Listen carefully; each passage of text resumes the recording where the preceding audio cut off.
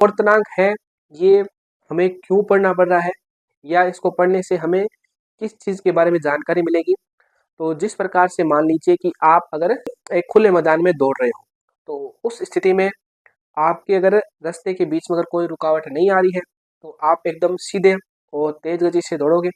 लेकिन अगर रास्ते में आ जाए रुकावट, कहीं खड्डा आ जाए, कहीं ऊंचाई ज़्यादा आ जाए रास्ते में, तो उस स्थिति में हमारी जो चाल है वो प्रभावित होगी और हमें रास्ता बदलना पड़ेगा।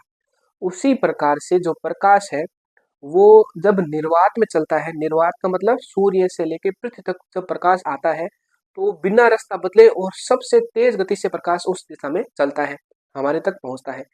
जैसे ही प्रकाश पृथ्वी के वायुमंडल में प्रवेश करता है, कहने मतलब निर्वात से वायु माध्यम में प्रवेश करता है, तब प्रकाश के बीच में कुछ कुछ थोड़ी बहुत रुकावटें आती है। उस रुकावट की वजह से प्रकाश की चाल थोड़ी क्या हो जाती है, कम हो जाती है। अगर उसी प्रकाश को हम क्या करें, जल माध्यम में प्रवेश करा दें, तो उस स्थिति में क्या हो जाएगी, रुकावटें और आ जाएगी। उस रुकावटों की वजह से जो प्रकाश की चाल है वो और धीमी हो जाएगी। और प्रकाश की यह प्रकृति होती है कि अगर उसकी चाल हो रही है धीमी, तो प्रकाश अभिलंब की तरफ झुक जाती है। कहने का मतलब यह है, अगर प्रकाश विरल माध्यम से सघन माध्यम में प्रवेश करता है तब उसकी चाल हो जाती है धीमी, तो प्रकाश को जो माध्यम है वो क्या करता है, अभिलंब की तरफ झुका देता है। और अगर प्रकाश सघन माध्यम से वापस विरल माध्यम में प्रवेश करेगा तब प्रकाश की चाल तेजी से बढ़ जाएगी और प्रकाश एकदम सीधी दिशा में गति करेगा। तब उस स्थिति में प्रकाश वापस क्या करेगा, अभिलंब से दूर हट जाएगा और गति करने लगेगा।